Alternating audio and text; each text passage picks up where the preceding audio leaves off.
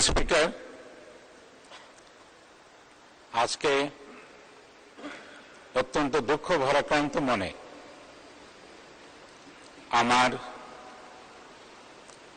এবং ঝিনাইদহ জেলার রাজনৈতিক অভিভাবক জনাব আব্দুল হাইয়ের উপরে কিছু কথা বলার জন্য আপনাদের এখানে আমি হাজির হয়েছি।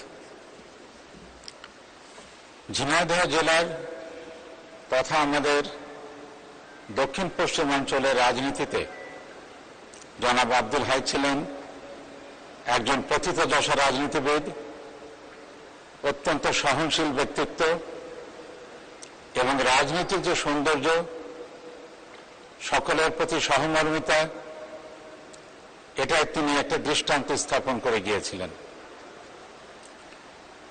আমি মরহুম আব্দুল হাইয়ের আত্মার মাগফিরাত কামনা করি।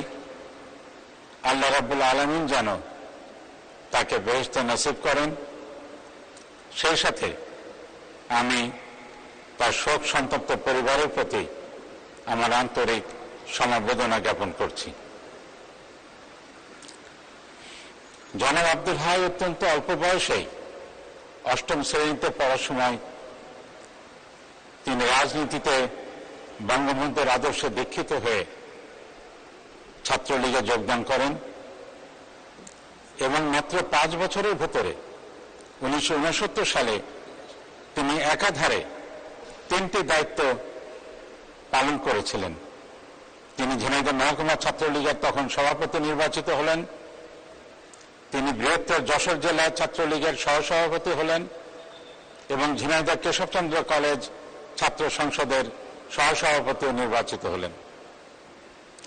1971 সালের সেই উত্তাল সময়ে ছাত্র সংগ্রাম পরিষদের ঝিনাইদহ জেলার সভাপতি হিসাবে, তখনকার ঝিনাইদহ মহকুমা এবং রাজনৈতিক জেলার সভাপতি হিসাবে তিনি প্রথম ঝিনাইদহে স্বাধীন বাংলাদেশের পতাকা উত্তোলন করেছিলেন। বঙ্গবন্ধুর শাহাদাত বরণের পর তিনি ভারতে চলে গিয়েছিলেন প্রতিরোধের কার্যক্রমে অংশ নিতে। এরপরে 77 সালে ফিরে আসার পর তিনি গ্রেপ্তারি পরোয়ানা এবং নানানভাবে হয়রানির শিকার হতে হয়েছিল ওনাকে। এরপরে আমরা অনেকেই তার কথা জানি। 80 দশকে তিনি আওয়ামী লীগকে ঝিনাইদহে আন্তরিকভাবে সংগঠিত করেছিলেন এবং 1996 সালে তৎকালীন ঝিনাইদহ জেলা আওয়ামী লীগের সাধারণ সম্পাদক জনাব মতিয়ার রহমানের ইন্তেকালের পর জনাব আব্দুল হাই ভারপ্রাপ্ত সাধারণ সম্পাদকের দায়িত্বপ্রাপ্ত হন এবং 98 সালের কাউন্সিল সম্মেলনে তিনি সাধারণ সম্পাদক নির্বাচিত হন।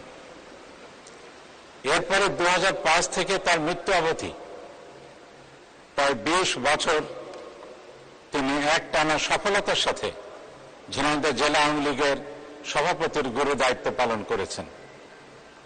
আপনারা জানেন, আমাদের এই অঞ্চলটি ছিল একসময় সন্ত্রাসের জন্য অত্যন্ত বিক্ষুব্ধ একটি এলাকা।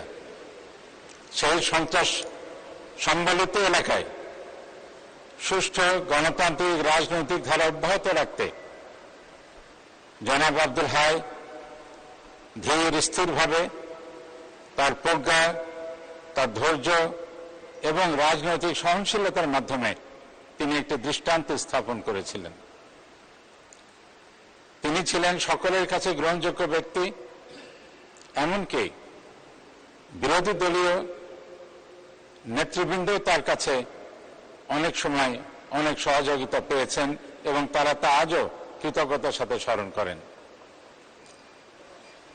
আমাদের ঝিনাইদহ জেলায় রাজনৈতিক অঙ্গনে তিনি ছিলেন একটি নক্ষত্রের মতো। 2001 সাল থেকে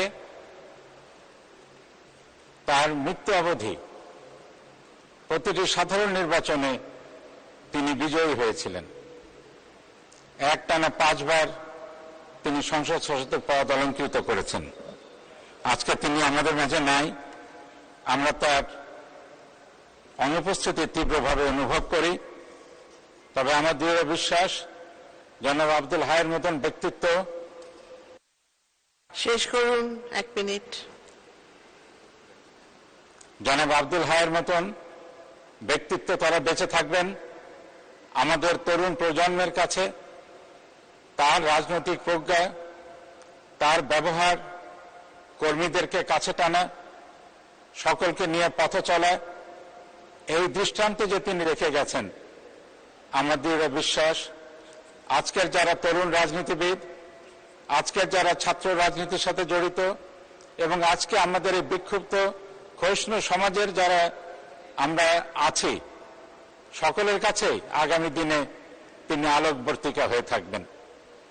আল্লাহ রাব্বুল আলামিন যেন তাকে জান্নাতবাসী করেন, তার রুহের মাগফিরাত আবার কামনা করে আপনাকে ধন্যবাদ জানিয়ে মাননীয় স্পিকার আমি আমার কথা শেষ করছি। জয় বাংলা, জয় বঙ্গবন্ধু।